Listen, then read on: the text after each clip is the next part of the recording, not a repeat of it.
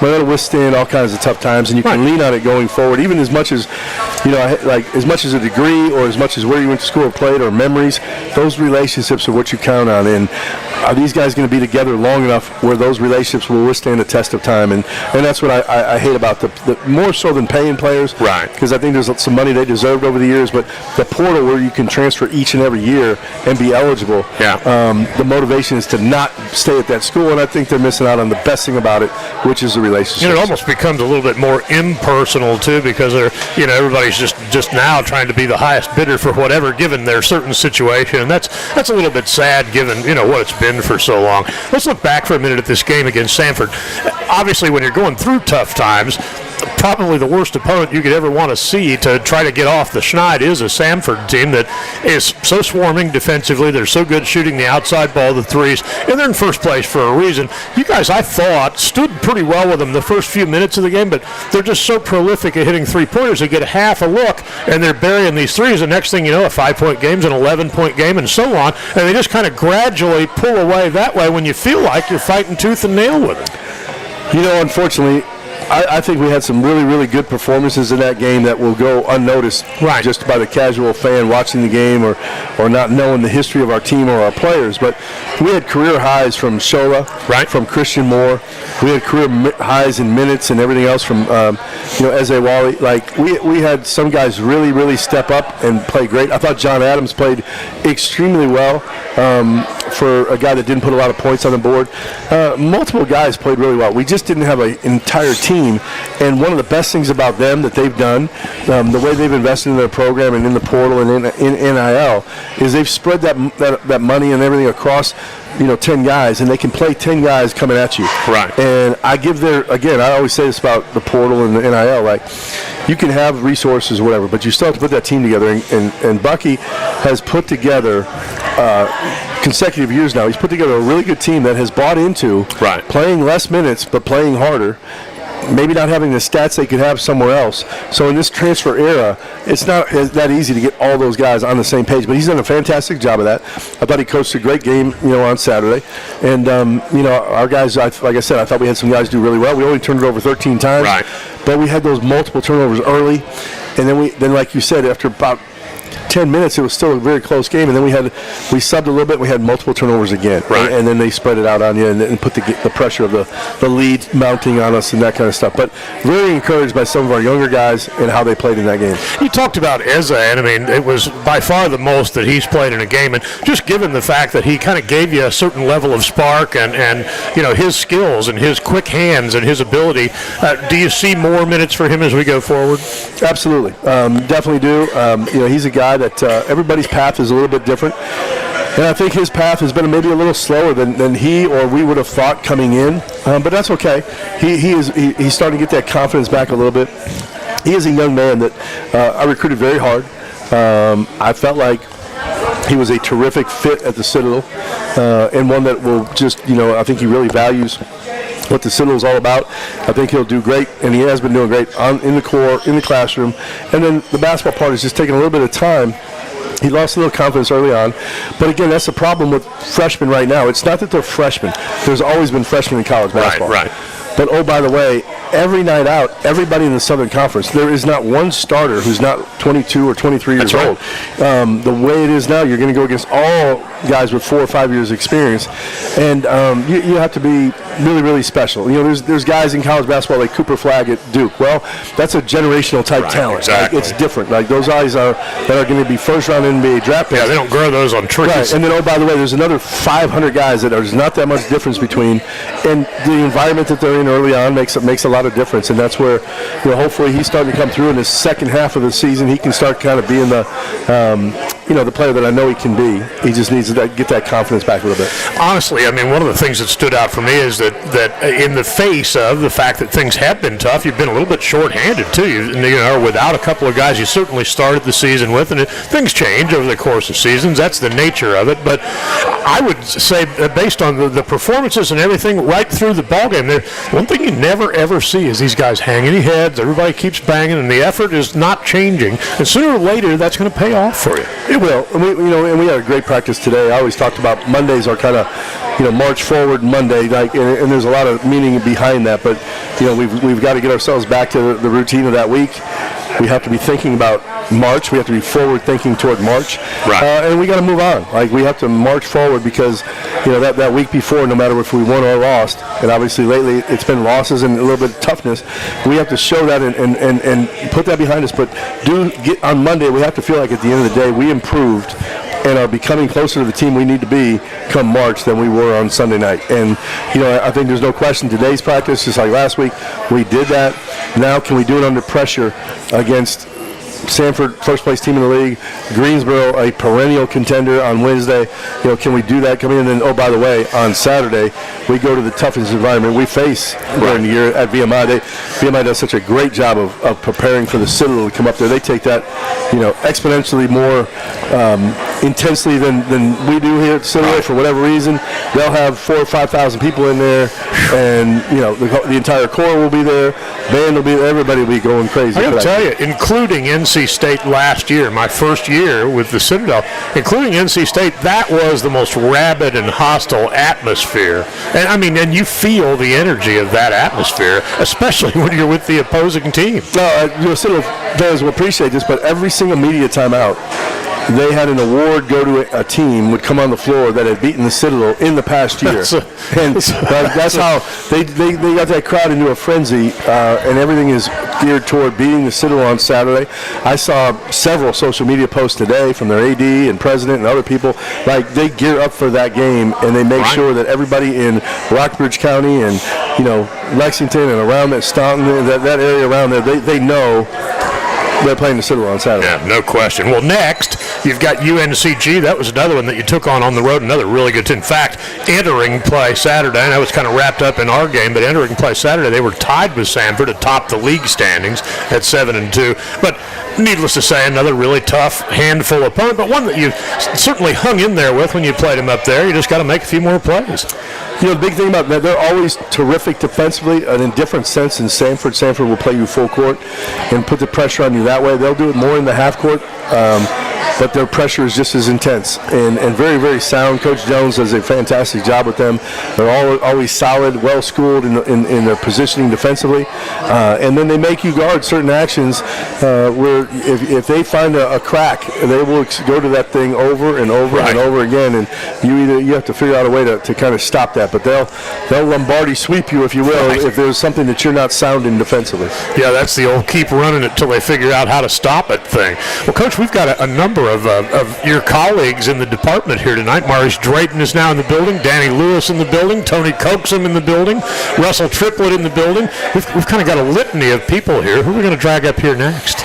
And we'll get back into this UNCG thing in the next. We'll bring Russell up here next, but I am thrilled that my peers are here, my colleagues are here in the department. It's great to see them over there, and a lot of fun, and enjoy these Monday nights. This is Beyond the Barracks. It's presented by Cutwater Spirits. We're live at El Jefe tonight. Brian Giffen with Coach Conroy, and as mentioned a moment ago, a number of other Citadel coaches, one of which will start his season on Valentine's Day, that being Russell Triplett, the new baseball coach of the Dogs. We'll bring Russ up here next and get his thoughts as I guess this would be sort of like the college equivalent of what they do spring training with the season coming up here in just a couple of weeks. Vergara leads Ortega 3-2 as we get ready for the third. Final match of the day.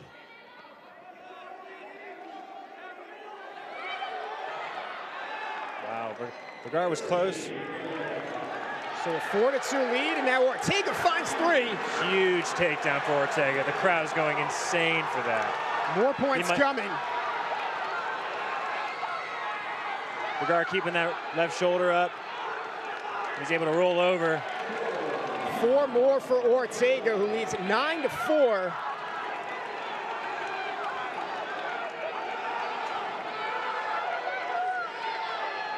Might be risking stalling on the bottom there. Yeah, Vergara's tired.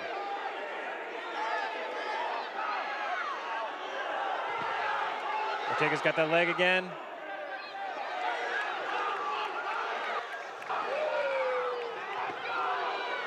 Can Ortega get this major and give the Citadel the victory? It's 9-5. Under a minute to go. There's 3. 12-5. Wow. Great work by Ortega. Just taking advantage, being the fresher guy. Riding the crowd's momentum. It's a 7-point lead for Ortega. Riding time is up to 50 seconds. And he still has time for more. If he can ride him out. Now over a minute.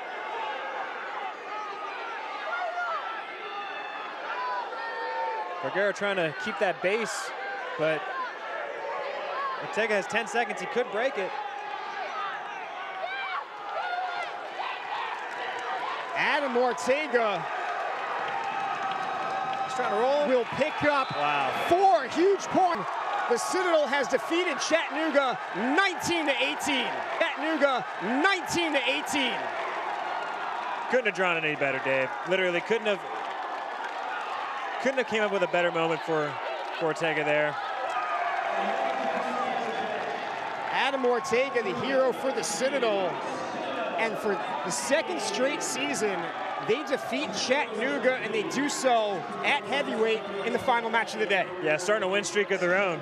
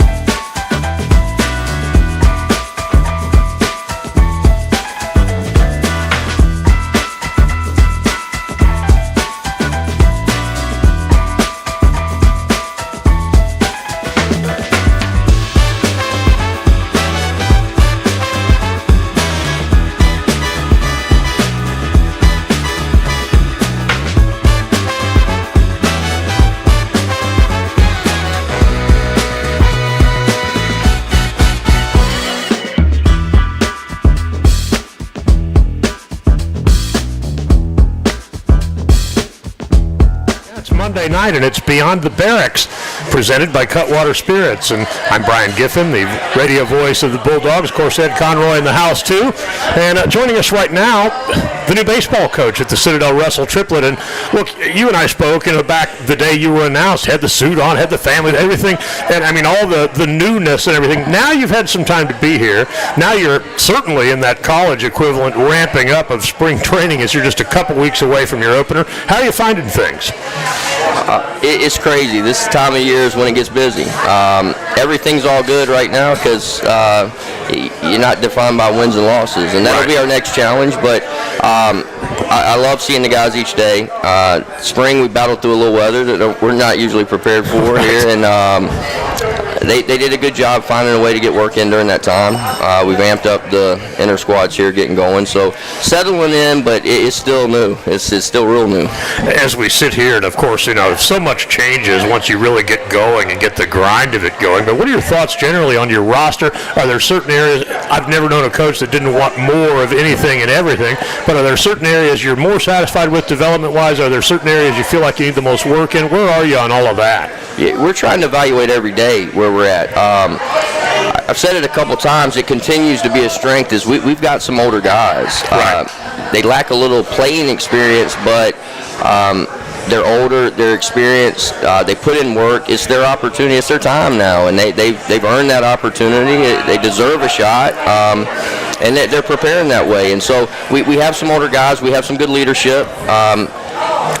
we're trying to figure out and form our identity. It's not my identity, it's theirs, and who we're going to be each day, and really that's what it's about, who we're going to be each day. Whatever that is, we want to be the same group every single day, and we're battling through that. The preseason tests you, but you just beat up on each other.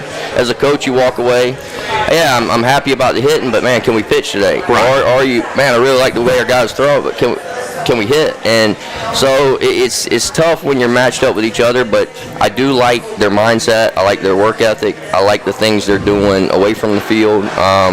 So we'll see how we handle the next step of this is when you start having to face a little adversity. To be honest, I mean, nowadays, and it may not be quite as much that way here at the Citadel, but a lot of places, college athletics now, where players almost become, I hate to say it this way, but almost like interchangeable parts year in and year out, where guys come and go. Chemistry has always mattered a great deal in a sport that's a grind, and I would think while it still matters the same, or maybe even more, it's that much harder to develop and cultivate when you have such a transient nature of the people playing it.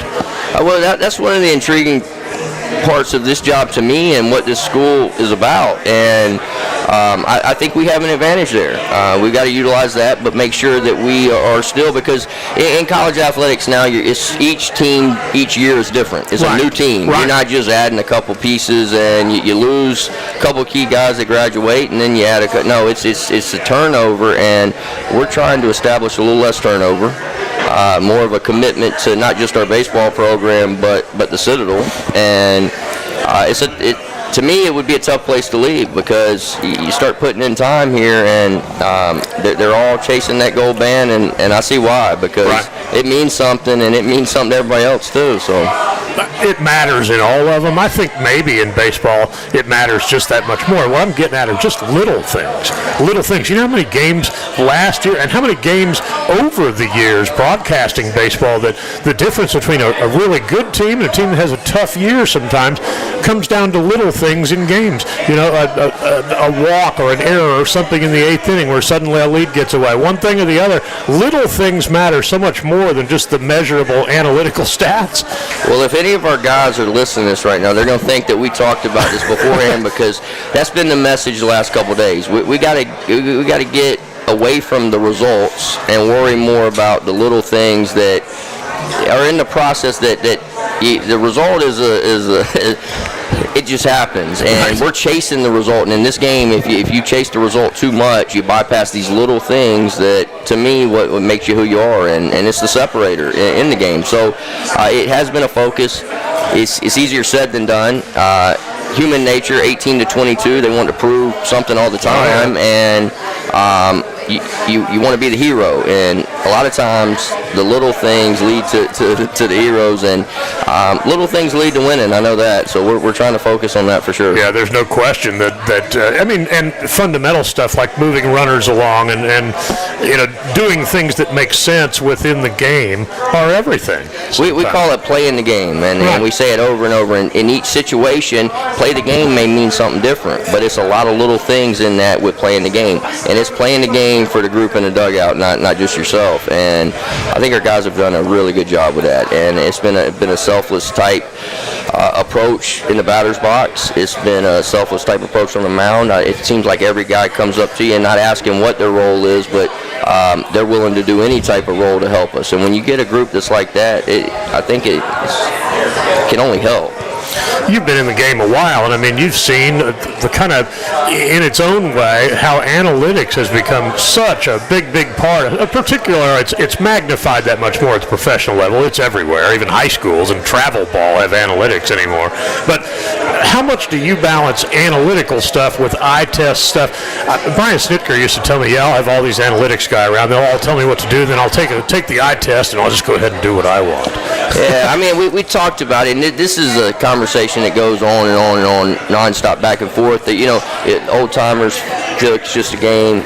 New school is analytics play, and I think you're trying to mesh both. We always say that, but we want the numbers to be able to help us. And I think analytics can be good when you're defining a team. I think it gets in the way sometimes when you think too much individually, because we're trying to get away from that what my numbers are when we're not executing and doing the things we need to do, or what my numbers are on certain pitches when we're not in the zone. And we need to be in the zone, and we've talked about it. We got to pitch and play defense here every single day, and we got to be consistent with that if we want to be good. This is Beyond the Barracks, presented by Cutwater Spirits. It is live, as always, or always this time of year, at El Jefe here on King Street in downtown Charleston. And our guest right now is Russell Triplett, the new baseball coach at the Citadel. You open on Valentine's Day, and are there things that stand out early in the season on the schedule that are kind of benchmark test level things for you that are, obviously every game is, because you want to see the product on the field, but are there certain tests, knowing other programs, things that are dotted along there that let's see where we are when we get here? Let's see, you know what I'm getting at? Yeah. I think we're trying to evaluate each week, and when the week's over, we'll evaluate it. We're trying to help our guys understand that one game on the schedule is not more important than the other one. Right. And one day of practice is not more important. If we're waiting around for that first game, we're not going to be ready. And when we can get a little more consistent and have the same mindset when we show up for practice as we do when we play South Carolina or Clemson, now we're getting close to where we need to be. The best in the game treat each day the same, and we're trying to do that. And I think every team is at this point. It's the team that can do it and be more consistent and not let winning or losing affect them throughout the year. We are visiting with Russell Triplett, the new Citadel baseball coach. Season about to start here in just a couple of weeks. And how about the camaraderie and the support within the department here? You've got most of the football staff over there: Maurice Drayton, Tony Coxon, Danny Lewis. Coach Conroy, of course, is here. You got a lot of folks in the best seat. Del Harris over there. They got a lot of folks in the building here. It's Citadel guys too, and they represent this place. They've helped me from the beginning. Both our basketball and football programs. They're well-respected leaders, and they've helped me too, and I will continue to lean on them because I've been at a lot of places, seen a lot of other sports coaches. I say it all the time, but we got it as good as anybody here in those two, and I'm happy to be a part of it and hopefully learn something from them as we go. I'll tell you, working all of these games, I mean, the one thing that stands out is you see all these guys at games of other programs and stuff too. The support thing's really cool, and oftentimes coaching is such a busy profession. You don't always have those opportunities between recruiting and running here and traveling there, but that's one of the special things I think about it. Russell, I look forward to broadcasting games this year, man, and we look forward to seeing what the 2025 Diamond Dogs put on the field. It's coming up soon. Thank you. Go Dogs. All right. That is Russell Triplett, new baseball coach at the Citadel, spending time with us here on Beyond the Barracks, presented by Cutwater Spirits. We're live at El Jefe down here on King Street. I got to go dig up Coach Conroy and see what we're going to do next up here. But right now, we're going to step aside and let Joe run a timeout for you. Back with more after this. You're listening to the Citadel Bulldogs Radio Network. I'm Brody Fox. I'm a grad transfer student here at the Citadel. I'm from Matamidi, Minnesota. I would say I started playing for as long as I can remember. My dad was my coach and my brother's coach all growing up. So I don't really remember when I started playing, but it's just been my whole life. Before my time here at the Citadel, I played 4 years at University of Wisconsin Stout, where I ended up getting my degree and then transferring here for my last year at the Citadel. Yeah, I would say on my visit, just the connection I made with the coaches and former and past players, as well as Charleston being a city that I want to live in. Yeah, I would say honestly just the weather and having beaches, coming all the way from Minnesota. I'm curious what the summer is going to be like, so definitely the weather. Yeah, I'd say just a hard-working player that's going to do the right things on and off the court and just honestly works hard and just does what he needs to be doing for the team to win. I'm a big, I would say, slasher and just aggressive getting to the rim. LeBron James. I would say listen to music, chill out with friends, FaceTime with friends back home and family as well.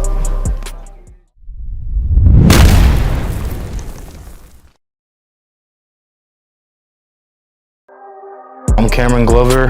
I'm a senior. I play point guard and I'm from Trussville, Alabama. So I've been playing basketball since I was 5. And my dad got me into the game. He got me and my brother into the game. And so I played all the way through high school. I started at Division III, so I was at a Division III called Birmingham Southern, Alabama. I played there for 3 years. And then I transferred to the University of Montevallo, a Division II. I played there this past year.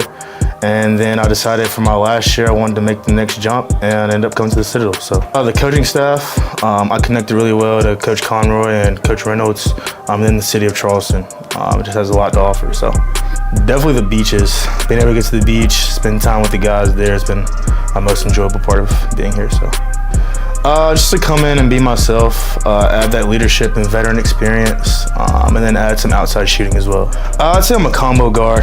I can shoot it and I can play make.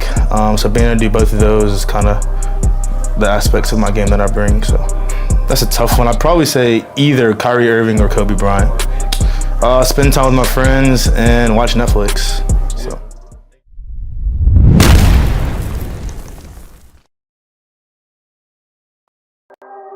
My name is Shola Adebisi. I'm from Alpharetta, Georgia. My position is forward, and I'm a junior. From my childhood, my two older brothers, Tawani and Kaude, they were the ones that put a basketball in my hands, and since then I've been playing basketball. Once I got into college, I was a regular student at Florida State for a couple of years, and then I walked onto the team there, and now I'm at the Citadel on scholarship. I chose the Citadel because when I came on my visit, I met all the coaching staff and a couple of the players, and it felt like everybody was close together. And I wanted to come to a situation where the coaches and the team felt like a family. So far, I would probably say the food. Every restaurant I go to in Charleston, there's always great food, and the weather's pretty nice too as well. For me, Bulldog fans can expect a lot of intensity, athleticism, and just a passion for the game of basketball. LeBron James, that's the easy answer. Outside of basketball, I like to spend a lot of time with my teammates, but other than that, if I'm alone, I like to listen to music, play video games, and that's really about it.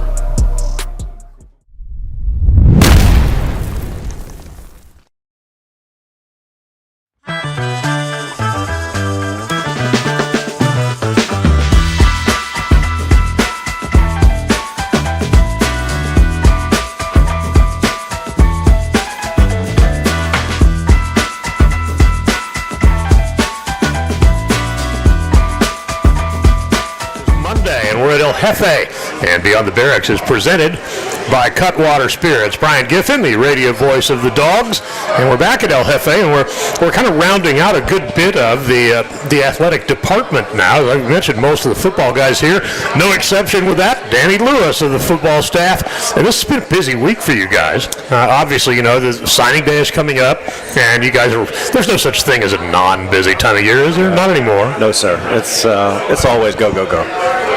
I'll have to get you to pull that boom up a little bit closer to you so they can hear your dulcet tone. Yeah, there we go. But no, I mean, as it is though, signing day, the dynamics of it, obviously, like they have across sports period, have changed so much. For one, you know, you have the early class now that's announced in December, and then I think in you guys' case, it's going to be a larger class coming up this week. So we won't get into specifics of that right now because the signing day itself is Wednesday. But needless to say, there's a lot of work that has gone into this. Are there particular areas of emphasis that you guys have analyzed your team and hit especially hard? Absolutely. We knew a year ago that this class would be all about the big guys.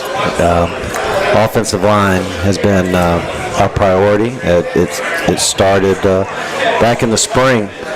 And then, listen, everybody in the country is looking for defensive line. Right. Everybody. So you're always looking for difference makers up front defensively. So the fact that we put a priority on the big uns, has been that's been our push. You know, it's such I wouldn't say I've not ever seen it at other places, but this night is kind of emblematic of the culture at the Citadel a little bit in the athletic department, and that, you know, you got coaches from all these different programs out here tonight just to enjoy Beyond the Barracks with us. It's neat. You got the basketball coach and the baseball coach, and Coach Drayton sitting over there talking shop, and we all coach the same guys, same. Right. It's just a different shaped ball. Right. So it's really neat, and we're trading stories, trading some recruiting tactics, stuff of that nature. It's nice. Talking shop. Talking shop. You know, Coach Drayton, and I should point this out, just kind of a promotional reminder that I will, along with Terry Bass, be hosting Fan Talk on our sister station, ESPN 98.9. This will be Wednesday on signing day, and because we have a basketball game against UNCG that night at 7, I will be hosting it from McAllister Fieldhouse, courtside. Cool. So Coach Drayton's going to come over and hang out a segment, break down the recruiting class, talk a little bit more about it, and we'll get into more specifics. And one of the things I'll touch on with him, but I want to get your thoughts on too, is what's a very ambitious schedule that was also just released for 2025. You're going to be tested week in and week out. Right. Well, I can tell you this. We hit the field this morning. We had an hour practice with the guys, and it is it's an opportunity for us to start getting ready for that first opener. And everybody on the schedule knows that, hey, those guys that are coming in here from North Dakota have won a couple games here over the past few years, right? And we talked about it today, and it actually makes practice go better. There's more enthusiasm. Oh, I would guess. You'd you always want guys to be so fired up to go play the game of their lives every week, but just because of the press clippings and who that is, it's got to be sky high for that. And there's a ways off, of course, August 30th, but my goodness, that's an ambitious beginning to the season. North Dakota State, the defending champion. What's that, like the 9th one in 11 or 12 years? I know it was 9. It might be 10. Yeah. How about that? But it makes practice go better because you're able to, talk about, hey, guys, because they'll be here in 2 days, right? It goes so fast. Right. It goes so fast. And then we turn right around and you jump right into conference play. You got to go to Sanford, I believe it is. Right. Yeah, it'll be here for you. Tough trip too. North Dakota State last year traveled to and barely coming back to do so won at ETSU, another SoCon team, good one that we certainly battle with every year.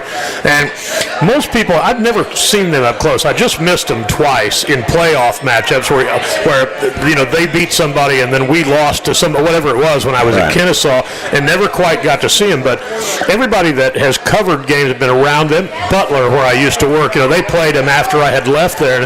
They're talking about the world of difference it is to play them in that place in Fargo, that indoor crazy facility, and then to play them somewhere else. Doesn't mean they're not a really good football team, because the record speaks for itself, but a little bit more mortal on the road, I guess, and maybe gives you some opportunities to, who knows. Well, I really hope we're able to kick off at noon. I hope it's 108. Yeah, right. Use it. The old Northern boys may be tough, but they're not used to that now. So humidity in the 90s or whatever it is. Right. Yeah, no doubt. So the Bulldogs will open against North Dakota State. You talked about going to Samford the next week, and Samford didn't have a typical Samford football season this last year, which tells you they probably will when they get back at it next year. But then you look further on down, the SoCon schedule itself is a gauntlet. Then you look a little further down the road, and you've got Mississippi on there. So it's going to be full of challenges. It's a very competitive league. It's a fun league. No open dates. Right. And even when they talk about you got to mix in one D2 opponent. Okay, how about national runner-up Valdosta State? If you're going to play a D2, that's about as tough a D2 as you're going to find. Absolutely. It's a very challenging schedule. But I'm telling you, it helps us in recruiting. It helps us in our winter workouts. It helps us in the summer. It's a positive for us. Absolutely. Well, there's the old saying, too, that if you're going to beat the best, or if you're going to be the best, you got to beat the best. And this is a step in that direction after what was a really good turnaround year this last year. And I think optimism is kind of high. I mean, there are always going to be questions to be answered as you wind your way toward it. But that's why we sit here in the beginning of February and can talk about this when it doesn't start till the end of August. But, hey, really appreciate it. It's great to have all you guys out here, Danny. We'll certainly look forward to seeing you here over the next few months. And as spring ball gets going, even more. You'll be here before you know it. It's February 21st, and we'll get started, and we finish up with the spring game April 5th, and that's our junior day. So let's get going. Let's rock and roll. Thank you. Danny Lewis, assistant coach at the Citadel and the football program out here among other Citadel coaches tonight as we come your way live from El Jefe at, here on King Street in downtown Charleston. Presented by Cutwater Spirits, I'm Brian Giffen. We're back. Coach Conroy will rejoin me. We'll preview this UNCG game next. You're listening to the Citadel Bulldogs Radio Network. I started playing basketball around 5 years old, played in a very small town in Massachusetts, and then I went off to high school at Wilbraham Munson Academy, boarding school up in Western Massachusetts. Played there for all 4 years of my high school, and then also played AAU with Expressions Elite out of the Nike EYBL. And then played my undergraduate career in college at Worcester Polytechnic Institute, which is in Worcester, Massachusetts. I chose the Citadel because I thought it was an incredible opportunity to get my master's degree. I'm getting my MBA along with playing Division I basketball and being challenged on and off the court. Charleston's a beautiful city. I absolutely love that it's on the water, the beaches, the golf courses, along with all the people in the small, intimate city. Bulldog fans can expect that I'm a workhorse. I'll leave it all out there on the court. I'm gritty, and yeah, I'll give all my energy. I'll be a great leader, along with helping the team. Anything I can do to help the team win. Yeah, my playing style is a little different. I'd say, like I said, I'm very tough, looking for contact, trying to be the most physical player out there. If I had to do a comparison, I'd say Nikola Jokic. However, definitely a more physical play style rather than the touch and finesse that he has. My favorite player growing up was Kevin Garnett. Really liked his like big dog, tough mentality. I wouldn't say I'm that much of a trash talker as much as Kevin Garnett. However, he was definitely the toughest guy on the court. Outside of basketball, I love to read and write, along with go to church, and yeah, then from there just chill with my guys around here, as well as my friends from home.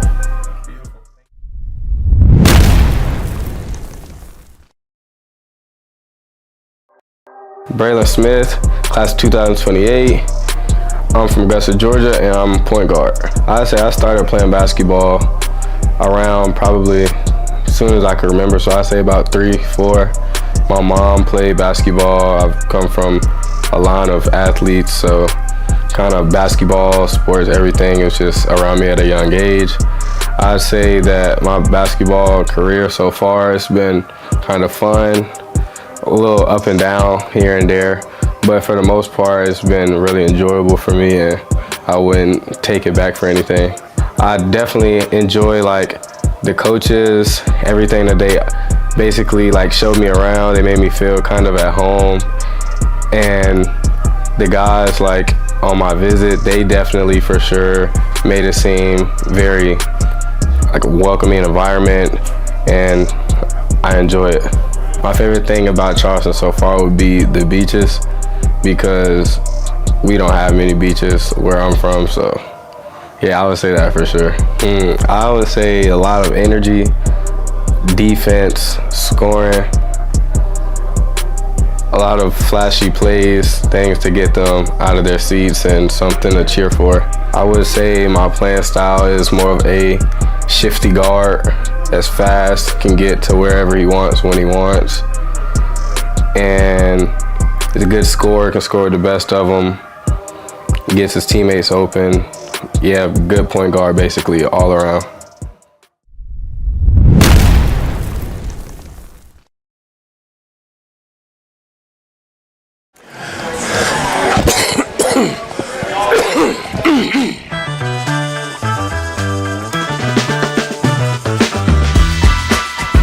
Saturday. I love those guys. Oh, yeah. They've been awesome. Really missed them on Saturday. They had to take care of some logistical things, administrative things. But I think I got word earlier today, right before practice, that the pep band is back in business, and they'll be back in there on Wednesday. And like I said, I love those guys. I love what they bring atmosphere-wise to McAllister, and I know all our fans share that same sentiment. So really glad they were able to get things worked out, and the negotiations went well, and they'll be back in business Wednesday night. That's a cool thing too. They are actually the McAllister Maniacs pep band that situate down there where the Maniacs do it. Honestly, it just made. I was going through just audio recordings to find highlights and things like that from the Furman game last year, where the place was just completely packed with cadets. Just amazing the difference that it makes in that place to have a good crowd in there and have them engaged. Yeah, big difference, and hopefully I think that's something we'll continue to be able to build on. Cody Cutwater and guys like that have really kind of taken it to really try to help us out in that regard, and certainly appreciate that, and I think the band was a big step forward, and now we need to take care of those guys and just build on it. Yeah, well, the Dogs take on UNCG. That is a 7 o'clock game on Wednesday. We'll have pregame coverage for that on radio at 6:30. But again, we encourage you to come out to McAllister Fieldhouse and see these Dogs play. And they look to get back on the winning side of things. So you've still, at this point, prior to this Wednesday game, have 8 conference games left. You've seen all these teams. Obviously, you're intimately familiar with how all of them are. And you kind of know what's in front of you and the things you have to do better to have a better second half than the way the first one went. Great challenge, obviously, but excited about each and every one of these opportunities. Right, no question about it. And the Dogs, of course, after that, will go back on the road to take on VMI, and we've already made a lot of the challenge that will be. And a VMI team that's having a pretty good season so far. They've certainly played well of late. We've got a couple of more minutes here before we wrap this up, but talking about some of the camaraderie stuff earlier and some of the relationships with coaches and stuff around basketball, what were your thoughts? And I don't know how well you know him. I'm sure you're acquainted, but what were your thoughts on John Calipari going back to Kentucky? And that's a tough place to win. He was there 15 years. He was a kind of a legendary coach there to whatever degree. But he goes back there and gets a win. That's big for him. My favorite moment of that whole thing, and I was watching with great interest. Right. No Coach Cal and Mark Pope but going back into Kentucky, really tough. Those are passionate fans. Rupp Arena is one of the great venues to play in. The Blue Coats are there, and when they start singing, "Oh, Kentucky Home," it's really a special place to play. But I loved when Rick Pitino at St. John's now went on Twitter and put out a plea to the Kentucky fans to treat Coach Calipari, well, talking about how hard it is to go back in there like he did when he was at Louisville. And then Richard Pitino, who's just got a phenomenal sense of humor, terrific guy, he trolled his dad saying that because he was playing at Utah State that night with his New Mexico team, which is fantastic. You want an early pick on who to maybe a sleeper in your bracket, pick New Mexico to go far in your bracket. If they get the right matchups, New Mexico could be a team that sneaks into that Elite Eight type of thing. That's good insight stuff there. But Richard trolled his dad and said, "Hey, I'm sitting at Starbucks in Logan, Utah. I wonder if my dad can put something out that says if the Utah State fans will leave me alone tonight." Because Utah State in Logan, John Hartwell, former Citadel basketball player, used to be the AD there. But Utah State is one of the toughest environments to play in the country. And most coaches go there and find success because their home crowd is terrific. Yeah, that's quality stuff right there. That's just more of the things I think that make the sport compelling. Those great atmospheres like that. I've told you I've actually covered Indiana early in my career, and it was at more toward the tail end, although not the end of Bob Knight's tenure there. But just the atmosphere at Mackey Arena was just an unbelievable, unbelievable. The energy in those buildings. It's part of what makes you fall in love with college basketball. No question. You just named someone right at the top of the list, and like I said tonight, Ames, Iowa is a great atmosphere, and Cyclone Nation comes out there, but then they're going into Lawrence, Kansas tonight. I would put Frog Ale Fieldhouse in that top 5. Mackey Arena would certainly be in that top 5. Those are just terrific venues to play a game in. Yeah, just a lion's den, Mackey Arena over the years. One last thing, you were talking about Bill Self earlier, and some of us even remember when he was at Illinois for that stop in between, too. Oh, no question. And Coach Self, he went to the Elite Eight with a team that we took over. All the guys who started graduated, and so we took over the guys who were freshmen and sophomores on that team, and then we won 26 or 27 games and won the NIT with those guys who were sophomores. He and Billy Gillespie and that staff, John Phillips and others, Norm Roberts, I think that was one of the deepest, if you want to say mid-major, I hate that term, but if you want to say deepest mid-major basketball teams of all time. They went to the Elite Eight. All those guys left the top 7. The next group comes in and wins and goes all the way and wins the NIT. All basically the same guys on that team, and they had unbelievable practices during that time. And then Bill Self went to Illinois, did the same thing, and then he did it at Kansas. Great X&O coach, but also an in-game coach, but also, boy, he can recruit. Yeah, no question. Coach, thanks as always for coming over, and of course, beyond the Barracks tonight. We'll look forward to Wednesday. Good luck, and we'll talk to you before the game. We'll get ready for the game. We're actually, a little program reminder, going to do Fan Talk on our sister station, ESPN 98.9, Wednesday from 4 to 6. Terry Bass will be in studio. I'll be at McAllister Fieldhouse, so we'll be live at the Fieldhouse where Coach Drayton will come over and talk about his signing day class, and we'll get ready for the Dogs and UNCG that day. So it'll be a long day of radio for me. I got the perfect face for Let's it. get a lot of wins on signing day for Coach Mo, and then go get that win at 7 o'clock against Greensboro. No question. All right, Coach, thanks. That'll do it for us. I want to say thanks to our friends at El Jefe. Say thanks to all the coaches and all the friends and fans, everybody that showed up. I want to say thanks to Roy. Roy. Right here. Got to give Roy a hand. And that, I want to also say thanks to Joe Mack on the studio end, all of you who have watched us on YouTube, all of you who have listened to us on radio. We appreciate all of you. That'll do it for us. We will talk to you Wednesday, everybody. Good night, and go Dogs.